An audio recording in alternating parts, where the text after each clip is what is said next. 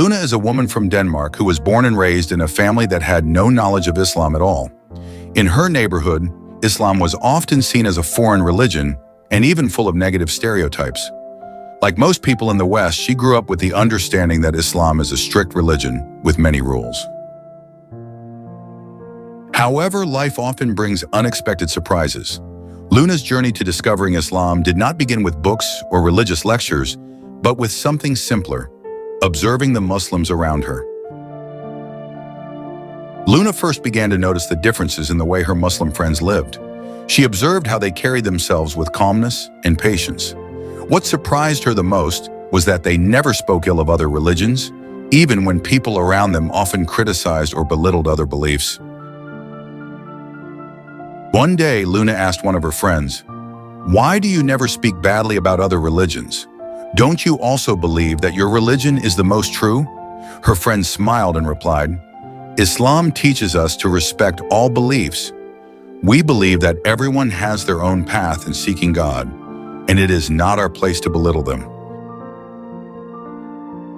That answer left a deep impression on Luna. She had never heard anyone talk about religion in that way. Usually, religious debates in the West were filled with criticism and conflict. But here, she found something different, something that felt more peaceful and full of respect. Luna's interest in Islam grew even more. She began asking her friends more questions about their religion. One day, she accidentally saw one of her friends praying. She was mesmerized by how deeply focused and calm her friend seemed, as if she were speaking directly to God.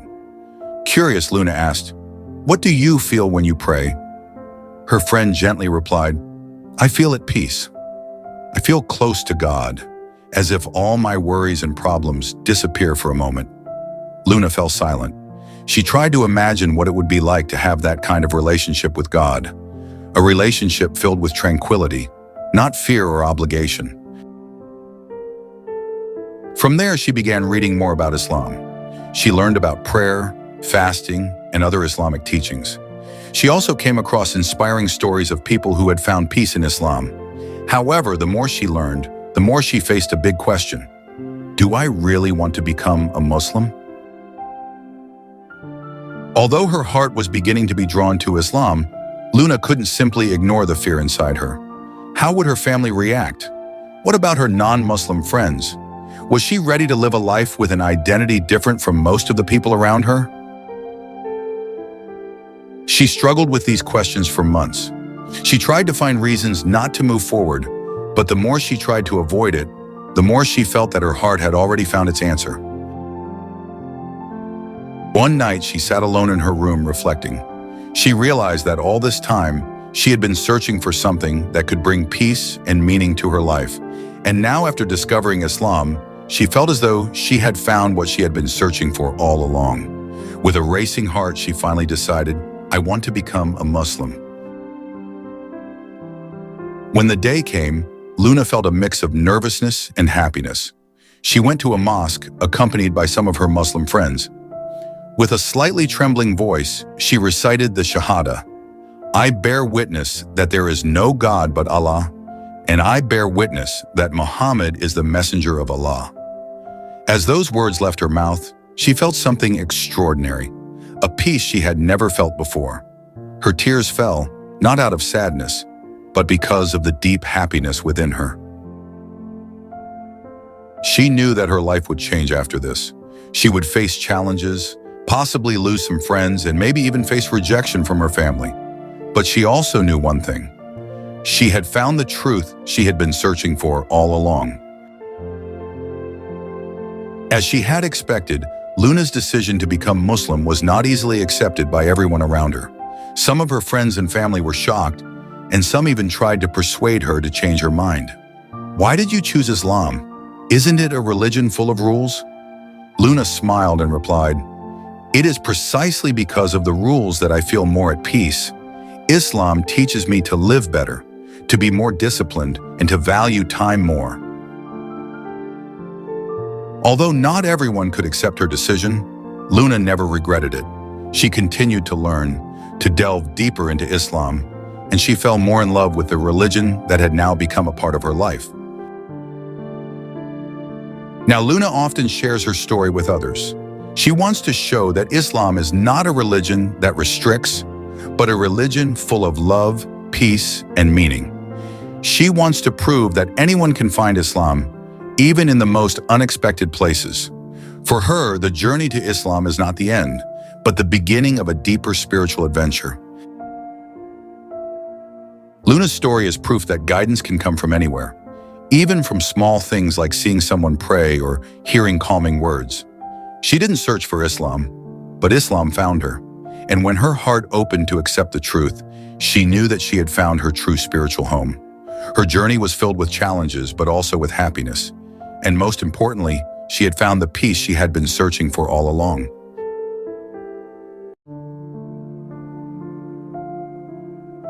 In 2001, Yvonne Ridley, a British journalist working for the Sunday Express, was assigned to cover the war in Afghanistan. As a brave journalist accustomed to reporting from conflict zones, she illegally sneaked into Afghanistan, disguising herself as a local woman by wearing a burqa. Her goal was to obtain an exclusive report on the situation under Taliban rule. However, her adventure turned into a nightmare when she was captured by Taliban forces near the Pakistan border. At the time, news about the Taliban was filled with images of brutality, and Ridley was convinced that she would be imprisoned or even executed. In a state of fear, she tried to hide her true identity, but after an inspection, the Taliban quickly discovered that she was a Western journalist who had entered without permission. When taken to a Taliban detention camp, Ridley thought she would be treated harshly. However, the opposite happened. She was not beaten, tortured, or mistreated as she had imagined. Instead, the Taliban guards treated her with respect. They even provided her with food, water, and a proper bed. Among them, there was a man who often spoke with her. Politely, he asked if Ridley wanted to read the Quran. Ridley, who was still stubborn at the time, flatly refused. She felt that this was merely part of the Taliban's propaganda to brainwash her. However, as time went on, she began to notice something that unsettled her: the way these men behaved. Although they were often portrayed as monsters by the Western media, Ridley saw that they lived with discipline, upheld their honor, and remained steadfast in their religious values. During a conversation, one of them said to her, "We will not harm you because Islam forbids us from hurting innocent women and guests." These words changed Ridley's perspective. She began to wonder, why were the people labeled as terrorists more polite and honorable than some men in her own country? After 11 days in captivity, the Taliban finally released Yvonne Ridley as a goodwill gesture to the West. As she was about to leave, one of the Taliban leaders advised her, "Read the Quran. Don't trust the media. Find out about Islam for yourself." Those words kept echoing in her mind. She, who once deeply hated Islam, began to feel intrigued to learn more about the religion. After returning to England, Ridley couldn't ignore her promise. She began reading the Quran and studied Islam objectively, not through the lens of the media she had always known. The more she read, the more fascinated she became. She discovered that Islam was not a religion of violence, as often portrayed in the media, but a faith of compassion, discipline, and justice. The teachings about the oneness of God, women's rights in Islam, and the beauty of Muslim morals deeply impressed her. 2 years after her captivity, in 2003, Yvonne Ridley recited the Shahada and officially embraced Islam. Her decision to convert shocked many people in England.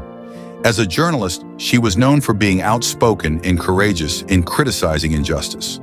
Now, as a Muslim, she uses her voice to fight Islamophobia and defend the rights of Muslims in the West. She wrote books and frequently spoke at various international forums to explain how the Western media often misrepresents Islam.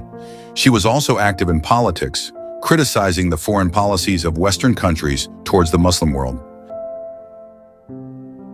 In the past, she thought Islam was a religion that oppressed women. However, after converting to Islam, she actually experienced a freedom and peace she had never felt before.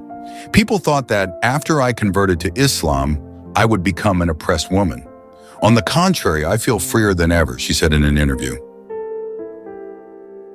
Yvonne Ridley's story is proof that guidance can come in unexpected ways. From a journalist who once hated Islam, she eventually discovered the beauty of a religion she had misunderstood. She said, "If I had never been captured by the Taliban, I might never have known what Islam really is." Now she continues to fight for the truth and against negative propaganda about Islam. From a skeptical journalist, she has transformed into a devout Muslim and a defender of Islam in the Western world.